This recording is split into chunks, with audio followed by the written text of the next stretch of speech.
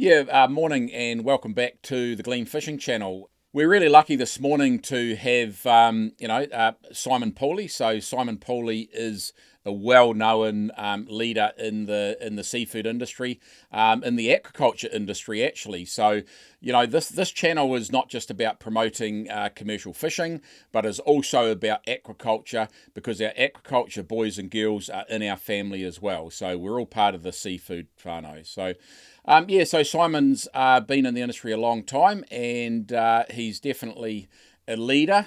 And I'm really delighted to have you here, Simon. So welcome. Yeah, good morning, Darren. Thank you for having me on the show. More than welcome, and it's probably been a long time coming. So it's good to have someone from the aquaculture sector, on the Gleam. So, I guess this is a question that I ask a lot of our people that we come in and interview is, what was it like growing up for Simon? We've heard a lot of different stories from a lot of people from our industry. What's your background? What got you interested in the industry? What was it like growing up for Simon? Yeah, so I grew up in the 80s, a child of the 80s, born in 77. So I grew up in the mussel industry. That's what my dad did. That's what my family did. But we grew up and lived in the Sounds, in the Marlborough Sounds, in the northern part of the South Island of New Zealand. It's a beautiful place. And, back in those days, all the roads were gravel. And I think everybody drove a Holden or a Ford. And those were the good days, weren't they, Simon? They were. Yeah. They were the good days. Every truck was a Bedford. I think Dad got his first Hilux in about 1990. So it was a rural lifestyle, and there was no phone, no mobile phones, and no internet. And I think when Dad first started business, he was on a party line with about 6 or 7 other people using the same phone line. So we had our own individual phone ring. So it was a different era, and a different age from what it is today. My brother and I grew up down there, and Mum and Dad ran the family mussel farming business out of Elaine Bay, and that's where it was established, and it's been through multiple iterations of itself. But I went to school in a little place called French Pass, which is an hour's drive through a windy gravel road through the bush and out the peninsula to French Pass. I think there was 16 pupils when I first started, and I think it went down to about 11. Yeah. So it was a great lifestyle for a young fella.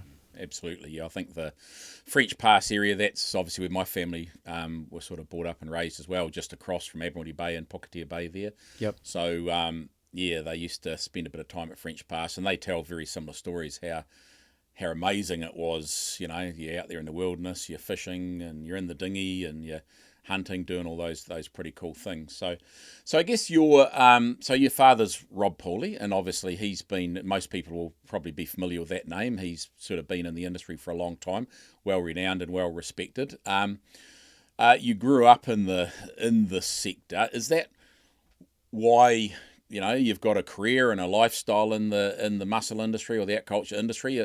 Was there a point in time, like a lot of people that we talked to, there was a point in time, or you might be a bit like myself, where Dad was a fisherman, uncles were fishermen, Granddad was a fisherman. I didn't really want to stick around at school, so I went fishing. But what got you into it? Was it just the family connection, or something that you actually really love or enjoy, or why is Simon and Waimana Marine so involved and passionate about the aquaculture sector? Yeah, sure. It's a really good question, and it's good to reflect on it. When I was born, my dad was crayfishing out of Muttonau Beach, East Coast, South Island, and my uncles were fishing, and so was my grandfather actually, all running boats over the bar, running jet boats, catching crayfish. And I was 4 when Dad moved us to the Marlborough Sounds and we started mussel farming. And so for my entire life, my dad's always made his living from the sea. And so for me, I didn't know any different, and it never wasn't for me. It wasn't like there was a moment where I woke up and I was like, I want to be a mussel farmer, or I want to go to sea. It was just, I guess in many ways, it was always going to happen. I went through periods when I was at high school thinking I might do this or do that, but I think I finished school on the Friday and started working on Monday morning. Sounds very familiar. Yes. Yeah. Every school holidays, working on the boats and weekends too. So it was a lifestyle as a young fella. You start out on the boats with a fishing rod over the side, and then you help out a wee bit, and then you become part of the crew, So being a family business, and in those days you could flow in and flow out. Even if the boat was fully crewed, you could still jump on and sort mussels, sort blue mussels out by hand, or grab a scraper and scrape mussel floats. All the fun jobs that the young fellas normally get, eh? That's right. The older, wiser crew are going, just grab that scraper over there, boy, and off you go. I guess there must have been something attractive about it as a young fella. I mean, I wouldn't have done it if I didn't enjoy it, and because it's just part of who we are, you know, there's obviously multiple opportunities for a young person in New Zealand or even in life, and you can choose whichever path you take. And for me, this is the path that I took. My brother also has spent his life at sea. He has a crayfishing business out of Muttonau Beach, and his journey's been very similar, although he gravitated towards fishing, less so mussels. Yep. I've flown in and out of the mussel sector multiple times, and every time I go away and do something else, I come back to mussels. It was always there, it was always stable. I've been deep sea longlining. We were on the first survey trip down to the Macquarie Ridge looking for toothfish with Sanford and John Bennett on the Little Aotea. Oh, well, that's an odd coincidence, because the next interview will be with John Bennett. Oh, great. So that's a very, very interesting coincidence, that is. So he'll have some great stories to tell. He's an incredible man who's achieved a lot, in his career. Yeah. Contributed so much to the fishing sector. Absolutely. No, I look forward to it. So I guess it sounds like it was in your DNA, right? So obviously with your family and your brothers doing it, and I guess so you're still part of the seafood family, aren't you? You'll have some with commercial fishing, some are in doing the mussels. So what are you doing now? So you've obviously grown up through it, and you've got a few vessels. So your business. Do you want to tell us a little bit about your business? Waimana Marine, your vessels, just generally, what's Waimana Marine and Simon all about? Yeah. So today, I'm the sole director of Waimana Marine Limited. That's owned by my wife and I, Gabrielle. Got a beautiful wife, Gabrielle, and 4 little girls at home. Yep, you certainly do. Yep. Not so little anymore. They keep growing up. But we're a family-owned business. We always have been. But we bought the business in 2021, took it over, and that was part of the succession planning that we'd put a lot of effort into. As Dad came to the latter part of his career, and he wanted some options, and that was the best opportunity for us. So Waimana Marine is an aquaculture business, which it's a contract harvesting, seeding, and farm maintenance management business. We produce spat, harvest crop, but we also grow our own mussels for sale as well. So they'll be the 2 main streams of income and activity for us. Our home base is Elaine Bay still. We've got a satellite base in Port Tarakoe in Golden Bay. We're spread across the top of the south in terms of where we might be working any day of the week. Currently, like today, the boats, where are we today? Picton and Admiralty Bay. So moving around, I've got another boat in Golden Bay at the moment too. So spread across the top of the south. We've got about 17 staff. That's the shore staff and the admin crew. And we've got 2 boats working full time. 22 metre mussel harvester and a 16 metre seeding boat. So we're a 7-day operation. The business never sleeps. The guys do get some sleep from time to time. Okay, the business never sleeps. Simon probably doesn't either, but the joys of owning a business in New Zealand, particularly at the moment. Yeah. Now, it's not always easy, but if it was easy, it's a bit of an old saying, but if it was easy, everybody would be doing it. Yeah. But we don't do it because it's easy. We do it because we love it. And there is a deep sense of reward and satisfaction in what we do. But I'm really proud of where Waimana Marine is at now. It's certainly been a tough journey the last 4 or 5 years, starting out with our own business and scaling it the way that it has. Huge amount of support from people around us. We're privileged to work with some really good people and some good businesses that have added a lot of support. And without that, it would have been a lot more difficult. Yeah, well, I think that's a good thing about the seafood industry. There's always someone that'll lend you a hand, and particularly when when things are tough, or And, people want to see success, someone that's younger coming through, let's say older fellas like myself, we can't be here forever, and it's really good to see young blood coming through. So I've sort of, so that mussels, a lot of people love mussels. They're an awesome product. Ironically, they're all grown on farms now, and you got dropper lines and all those sorts of things. What a lot of people probably don't realise is the likes of the Gleam here. So the Gleam in the early 60s, around 61 and 62, as well as a few other vessels, actually hand-picked greenlit mussels off the rocks. And I think you've seen a few photos of the Gleam, the bow up against rocks and guys standing on the rocks and hand-picking them and then throwing them in sacks and selling them in Wellington. And there was a period of time where they actually dredged for them with little tiny 4-foot dredges, and that was a bit chaotic because they were, didn't know where they were going, but it was pretty successful. And obviously now it's moved. I remember I've seen a photo where there was an experimental, I think it might have been Massey University or Victoria University, where there was a couple 44-gallon drums and a wooden frame and a stick on it with a light, and that was the sort of the very first mussel farm supposedly in the Sounds region.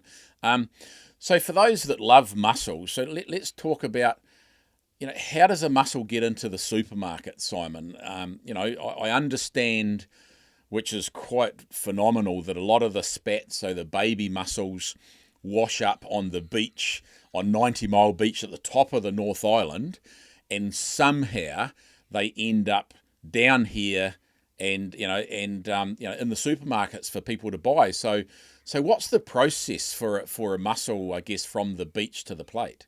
Yeah, sure. So we call ourselves mussel farmers, and we do our very best to farm them or culture them, if you like. But essentially, they're nurtured by nature. They're grown in the wild, by the wild, and there's so many variables that we can't control. But essentially, the pathway for a mussel is that the adult mussels will spawn, and it goes out into the water where it's broadcast spawning, and then I think they're suspended for about 4 weeks, and they need to settle on something. You can't see them with your eyes; they're so tiny, and they'll settle on whatever is available. Such as the weed, I guess, the seaweed and things. Yeah, there's a phenomenon that happens where this mussel spat settles on weed, seaweed. It's broken off in heavy swell, and then it washes up on 90 Mile Beach on the west coast of the North Island, right up the top there. And this beach cast spat, when it gets sent to us, you'd swear we were just buying bags of seaweed, because that's all it is when you look at it. But when you look really closely, it's laden with tiny mussels, and it's those tiny mussels, and we're talking large amounts of microscopic mussels. So there could be anywhere from 200 to 1 million mussels per kilo of wet seaweed. Wow, that's a lot of mussels, isn't it? That's incredible. That's a lot of mussels. And so we receive that seaweed with the mussels on it, and we take them in 10-kilo bags. So we might take a tonne, we might take 3 tonne at a time. And this is getting trucked to us in a refrigerated truck. They're scooping it off the beach, and we've got that on the boat within 48 hours or so. And it's a mad rush to get it in the water and look after it and take care of it. And that's the primary source of most of the mussels that we deal with. There's hatchery technology and hatchery mussels out there where this process is, they've closed the circuit and do it in a facility where they've got control of the process. But we've still got a lot of progress to make to scale that up for the rest of the industry. Pretty hard to replace Mother Nature sometimes. Really hard. Yeah. So we're essentially, for the most part, still dealing with a wild mussel. It comes from the wild as a juvenile, so it's not selectively bred or enhanced in any way at all. And so we've got to deal with that wild performance. Land farming, they've been able to selectively breed sheep or deer or whatever. You don't just get a stag off the hill and stick it in with the hinds and see how it goes. You've got a special stag that produces a lot of velvet. But anyway, so this spat comes down, and so we hang it in specific locations in the water, and it's the reason that we're able to farm mussels so successfully is their ability to hang on with the byssus threads. So they're supposed to, in the wild, hang on to rocks or some kind of hard substrate. But if you put a mussel next to something else, it will naturally hang on to it. So if you put the spat next to a rope, it will just naturally hold on. And that's the whole basis of farming mussels. You can strip them off again, put them in a bag, relocate them, and then put them on another piece of rope, and they'll hang on to that. So the very first part of the process is deploying that weed, and the mussels climb off the weed and onto our rope. And the spat is held next to the rope by a biodegradable cotton, which rots away. But by the time that's gone, the mussels are transferred off the weed onto the rope, and then we've got them. And hopefully we've got them for good. Well, you hope you've got them, it sounds like. Yeah. So the success rate is a bit variable, isn't it? And I guess a lot of environmental factors. And I assume that's why, if you got 200,000 to $1 million per kilo, then you're going to do okay most of the time. Yeah, most of those will off-migrate, which is their natural tendency. Until they're 5 or 10 millimetres long, they really haven't found their home that they want to stay in. So if they're not happy for any reason at all, if there's not enough food, temperature's not quite right, not enough tidal flow, for whatever reason, they'll just let go. And then they think they're going to go to a better place, but quite often they just float off into the environment. So our great challenge is putting them in a place where they're happy, and that's tough because we've got no control over the environment that we've got them in. A land farm, you can shift your sheep around the farm and put them wherever you want. We've got a farm, and basically the water flows around it, and we can't move the farm. It is what it is. So we've got some areas that are better than others that we know we can put for nursery, for growing small seed. Yep. But by and large, there's so many things that we can't control.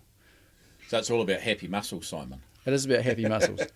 Yeah. So anyway, we grow that spat through to the next stage. When they're 40 to 60 millimetres, we'll final seed them.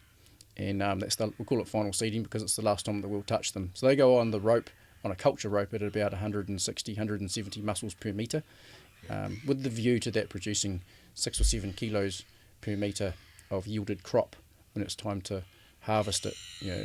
We might put 4,000 metres on a line, and if we yielded 7 kilos a metre, we get 28 tonnes of mussels off that crop.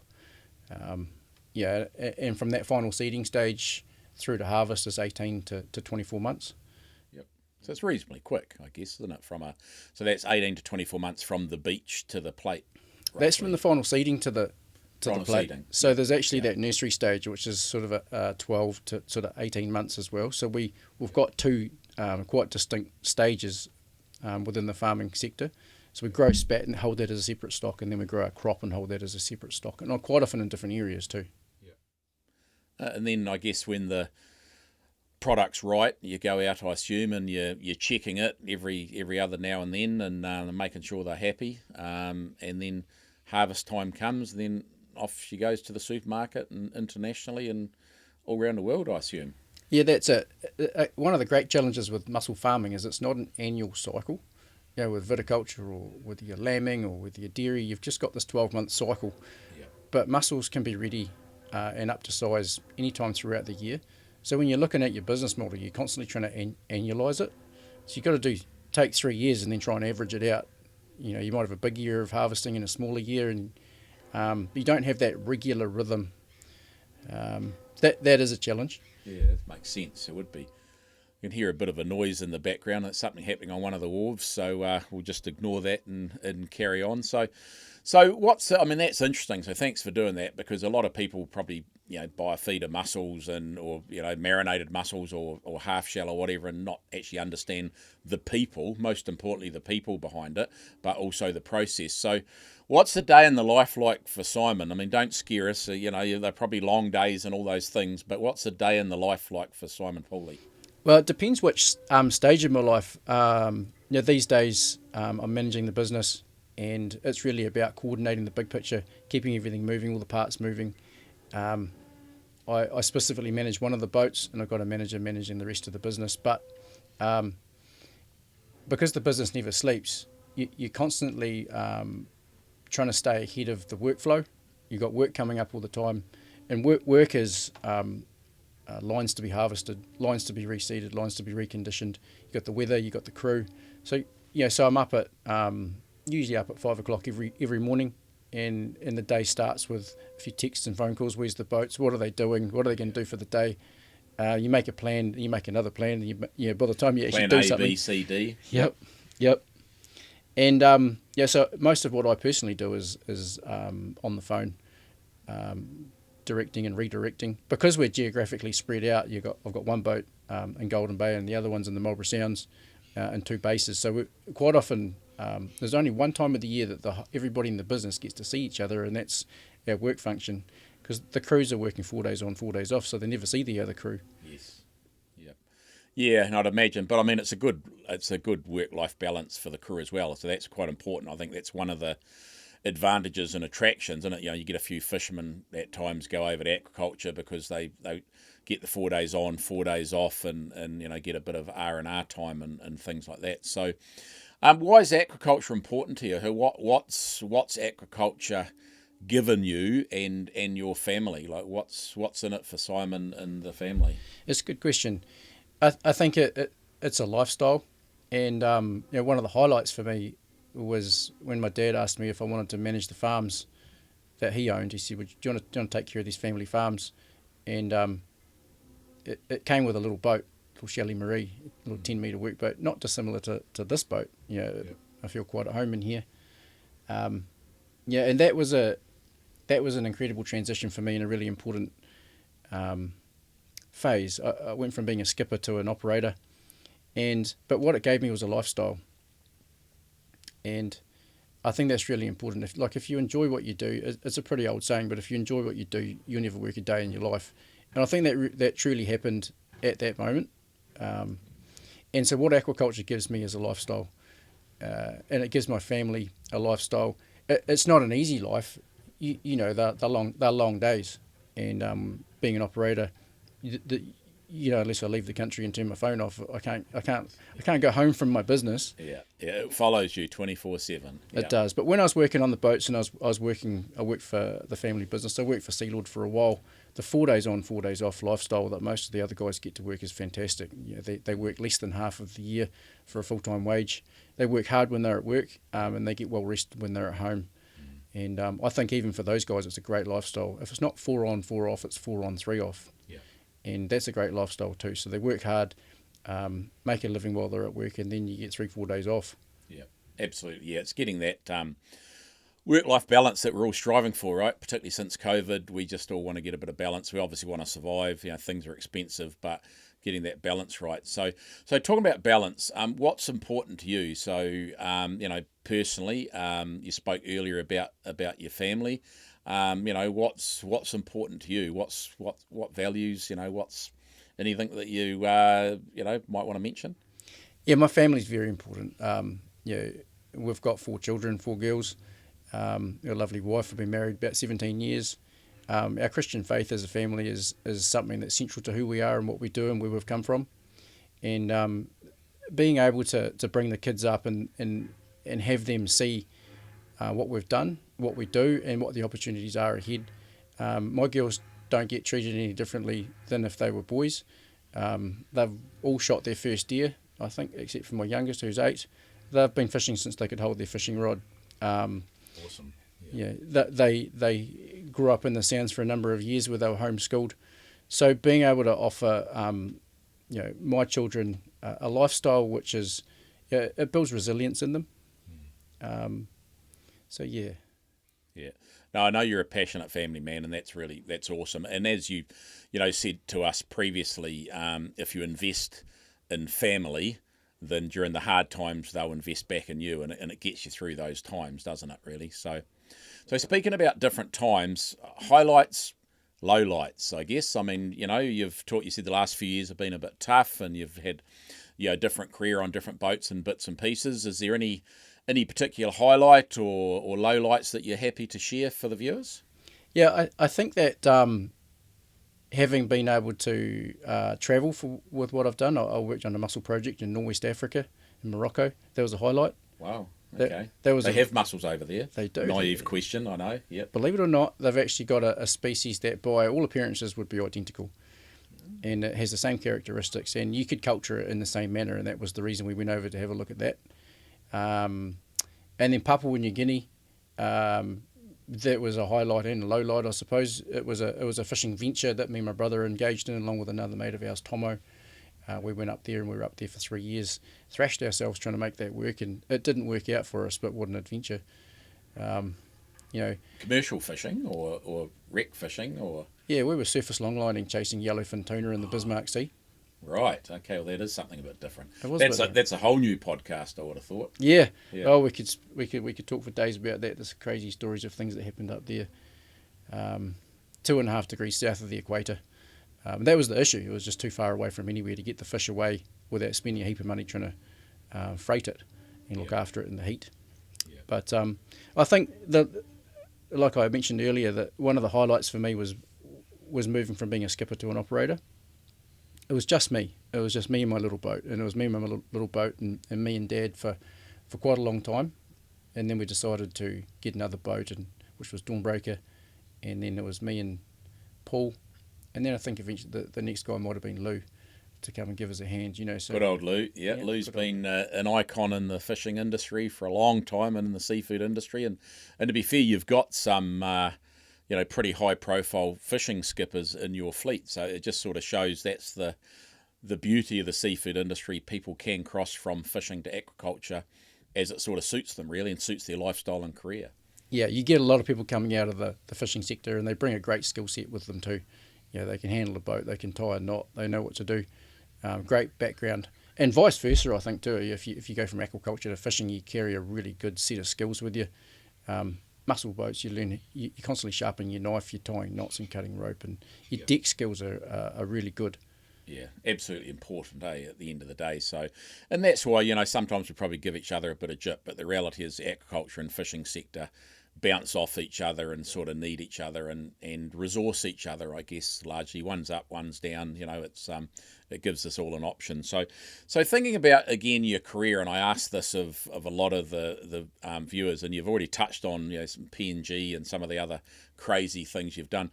Have you seen or sort of been involved in anything really amazing at sea? I know that you're a great one. You talk about, the brilliance of starting work in the dark and watching the sunrise, which, and really great for your mental health. And it's just one of those, great to be alive sort of things. But have you been involved in any particular event that you can remember that sort of sticks with you and you'll probably think about for the rest of your life?